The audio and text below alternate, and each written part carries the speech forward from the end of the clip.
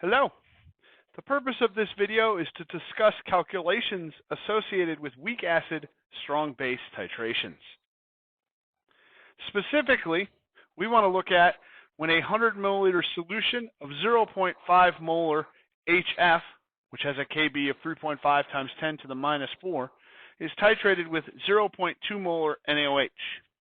And we want to be able to determine the following: the volume of NaOH needed to reach the equivalence point, the pH after 50 milliliters of NaOH is added, the pH at the equivalence point, and the pH after 300 milliliters of NaOH is added. Determining the volume required to reach the equivalence point is a calculation that does not change with the type of titration. I previously have worked out this problem in the video about our strong acid, strong base titration. You see the work copied here. In this case, our reaction is hydrofluoric acid, HF, reacting with hydroxide ions to produce fluoride ions and water. We have omitted the spectator ion, Na+. And the volume necessary to reach the equivalence point is 0.250 liters of NaOH, or, if you prefer, 250 milliliters. So before 250 milliliters is added, we will be before the equivalence point. When 250 milliliters is added exactly, we'll be at the equivalence point. And when greater than 250 milliliters is added, we'll be after the equivalence point. Let's start by looking at what happens to the pH after 50 milliliters of NaOH is added. An excellent first step is yet again to write the reaction. HF plus OH minus gives us F minus plus H2O. We're now going to make our reaction table, or affectionately referred to as our BARF table for this reaction. BARF standing before addition, reaction, and final number of moles. At the beginning of this reaction, we have 0.0500 moles of HF. We, of course, calculate that by taking the volume of HF times its molarity. We don't have any NaOH, we don't have any F minus, and of course, we don't need to worry about water here. Now we need to talk about our addition. And in this case, we're going to add 50 milliliters of 0.2 molar NaOH. 50 milliliters of 0.2 molar NaOH is the same as adding 0.0100 moles of OH minus. If you compare HF and OH minus, you notice that the moles of OH minus are smaller, meaning it is the limiting reagent, because this reaction is 1-to-1, which means the final number of moles of OH minus will be 0. And that means that the reacted amount must be minus 0.0100 moles. If the reacted amount of OH minus is minus 0.0100 moles, it also must be minus 0.0100 moles for HF, and it must be plus 0.0100 moles for F minus. This means the final amount of moles for HF is 0.0400, and the final amount of moles for F minus is 0.0100. Studying the final amount of moles of our reaction table, we notice that we have HF, a weak acid, and we have moles of F minus, its conjugate base. In other words, what we really have here is a buffer. We can use the Henderson-Hasselbalch equation to calculate the pH of this buffer solution. Before we can do that, we need to determine the pKa, which is the negative log of the Ka 3.5 times 10 to the minus 4, which is equal to 3.46. According to the Henderson-Hasselbalch equation, the pH equals the pKa, 3.46, plus the log of the concentration of the conjugate base, 0.0100, divided by the concentration of the conjugate acid, or of the acid, 0.0400. You may be asking, how come you didn't change those to concentrations and you used moles?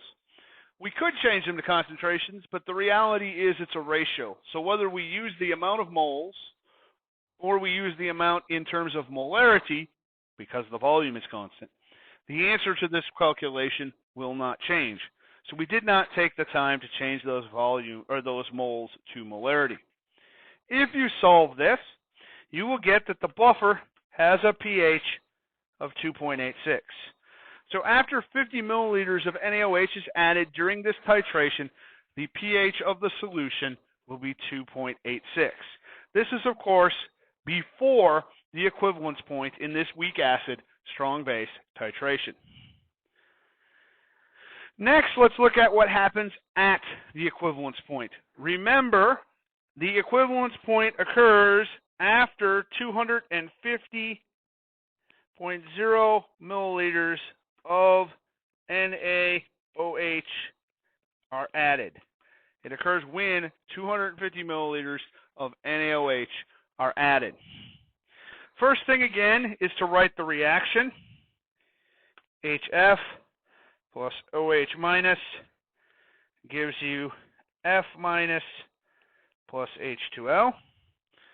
Again, we need to write our reaction table before added, reaction, and final for this reaction. We start with 0.0500 moles of HF, 0 moles of OH minus, 0 moles of F minus, and again, we ignore water. This time, we're going to add 250 milliliters of 0.2 molar NaOH, which is the same thing as adding 0.0500 moles of OH minus. You'll notice that the moles of OH minus and the moles of HF are the same. There is no limiting reagent here. We're going to run out of both at the same time, which means the reactant amount for both reactants is 0.500 minus that. And the final amount for both reactants is 0.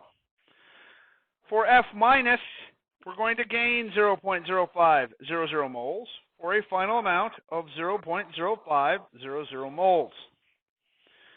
F minus is the conjugate base of a weak acid, which means it is strong enough to react with water, and when it does in this aqueous environment, it will change the pH. So we need to write that secondary reaction, which is the reaction of F minus plus H2O to produce HF and OH minus. This is an equilibrium process, and therefore for this reaction, we must construct an ice table. Before we can construct that ice table, we do need to know the initial molarity of F minus in the solution, which we will find by taking 0.0500 moles of F minus divided by the total volume of the solution, which is 0.350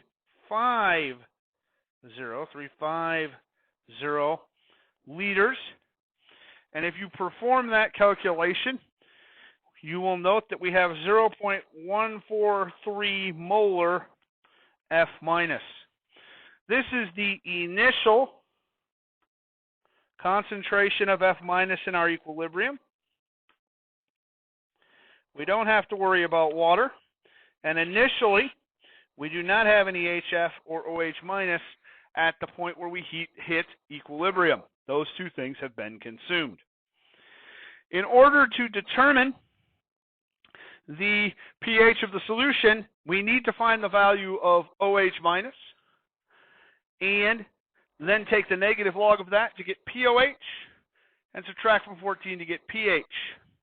To find the value of OH minus, we must put X values in our ice table. Specifically for F minus, we'll have at the change will be minus X. For HF, it'll be plus X. And for OH minus, it will be plus X. Which means at equilibrium, for OH minus, we'll have X. For HF, we'll have X. And for F minus, we'll have 0.143 minus X. Minus X. F minus, in this case, is acting as a conjugate, or as a base. So we must convert Ka to Kb before we solve.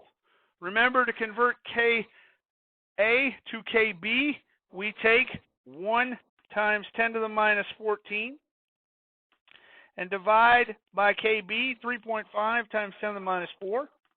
And in this case, that is going to equal X squared over 0.143. Given the size of Ka and the fact that we're going to take 1 times 10 to the minus 14 and divide by Ka, it is pretty clear that K is going to be small and X is going to be small. So we will make that simplification. Here we get X equal to 2.02 times 10 to the minus 6 molar, which recall is the concentration of OH minus.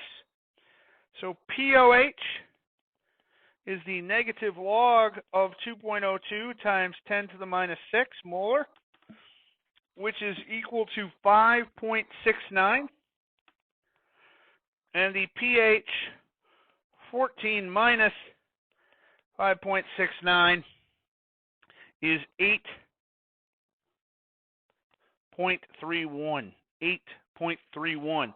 So at the equivalence point, instead of being neutral like we have in a strong acid, strong base titration, we have a pH of slightly higher than neutral at 8.31. The solution is slightly basic. Finally, we want to calculate the pH after 300 milliliters of NaOH is added.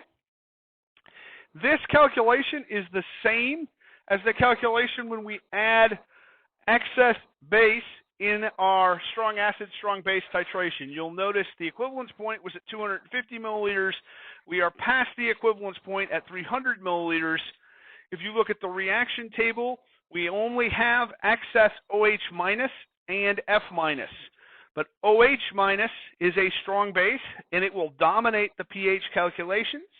We determine its molarity to be 0.0250 molar, and the negative log of 0.0250 molar is 1.602, which is the POH.